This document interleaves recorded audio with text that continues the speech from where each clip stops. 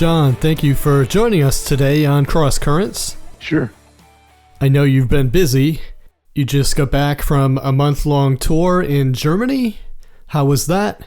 Just under a month. It was quite interesting. It was with the singer from Deep Purple, Glenn Hughes, Lita Ford, who you might remember, Frank Cosmo from Boston, and Randall Hall from Leonard Skinner. The crowds were very big, very responsive. It was pretty exciting. Have you ever played in Germany before?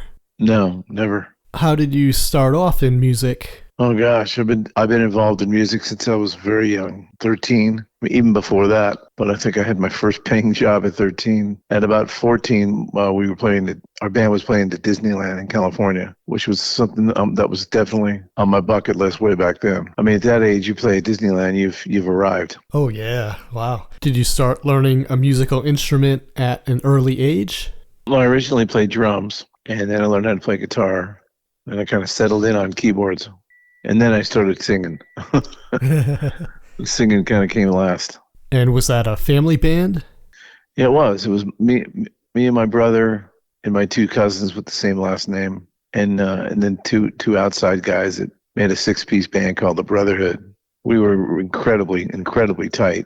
We rehearsed all the time, and we were playing all the time. We were doing high school proms and weddings, and I mean, you name it, we were booked all the time. How did you get the opportunity to join Kansas? We had built an 8-track studio in the back of my parents' garage, and we were starting to write and perfecting our writing and recording technique. And I heard that Steve Walsh had left Kansas, and a friend told me, you ought to go for it, man. I think you'd be perfect. And I said, you're crazy. And we were shopping our demo to try and get a record deal. And I called our attorney. I said, do you happen to know anybody in the Kansas camp? He said, yeah, my partner represents them. I said, wow.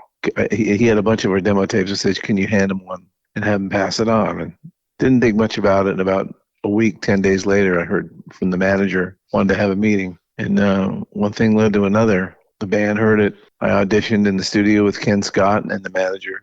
Ken Scott is of David Bowie, Elton John.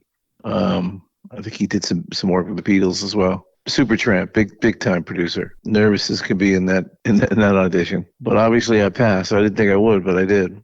The first time singing with the band, that must have been nerve-wracking. Well, when I first got the gig, they flew me to Atlanta to rehearse, and I thought they were going to have me sing, let's do Wayward Son, let's do, one of their songs. And they said, no, we want to do your songs. And when they started playing a song we had called This Time We Face It, I just about fainted. It just, with the violin, it just sounded so good. It had all Kerry Livgren's touch. I would say that it was no words to really describe it. Did Kerry have a big influence on you coming to know the Lord? Yeah, somewhat. I didn't know a lot about his conversion, although I did know about it. I read part of his book, Seas of Change. Yeah, I mean, he was not only a big influence spiritually, but musically, and they both kind of went in tandem for Kerry, his music and lyric. And most of his lyrics at that time, he was writing about the Lord.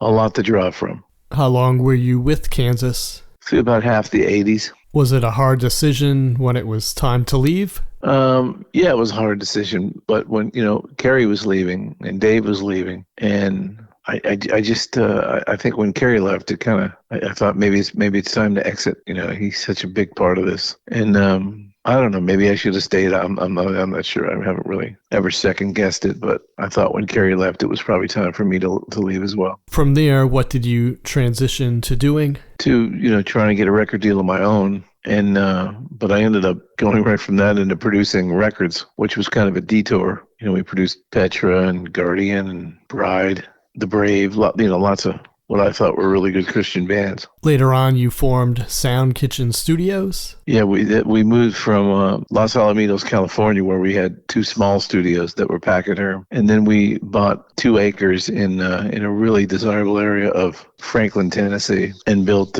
2 really state-of-the-art buildings, which we later expanded to 7 studios, which was one of the largest in the country. I mean, we had so many big names recording there: Faith Hill and Bon Jovi, Springsteen, and I mean, just about everybody, caught wind of how great the studio was, kind of like the record plant. Were there any up-and-coming artists that you worked with that you knew right away, oh, they're going to go places? Yeah, there was a female named Nikki Leonte that we we always knew had, real high hopes. And her first record did really, really well. And then she had some personal issues because she was so young when we signed her, and, we spent time with her parents and, addressed all these things. And people mess up when they're young. We all do. And I think hadn't that happened, we would have had a platinum record on her. She moved back to California, and I know she remarried, and she's doing real well now. How was the band Mastodon formed? Those were a bunch of leftover songs that were supposed to be my solo record. We recorded them, and we said, hey, let's just get a bunch of different artists and singers to kind of make it a compilation or kind of an Alan Parsons project kind of deal. A band that's not really going to tour, that's just a studio band. So we got all our friends involved, all our favorite singers, and threw them in one pot and whipped up a soup called Mastodon. Those were really good records. They're still popular, and just in Germany, I mean, guys would come up to me with Mastodon CDs to sign all the time. Yeah, I think the first song I ever heard was a Mastodon song. I was scrolling through the radio stations one Sunday night, came across a Christian music show. First song I heard was one of yours. Wow, you remember which one it was? It was Holiest One.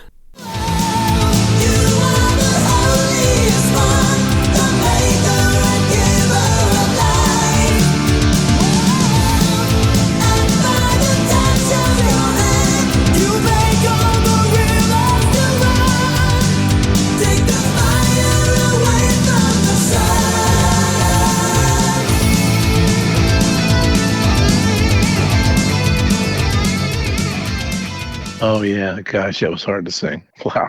There was a lot of good songs on those records.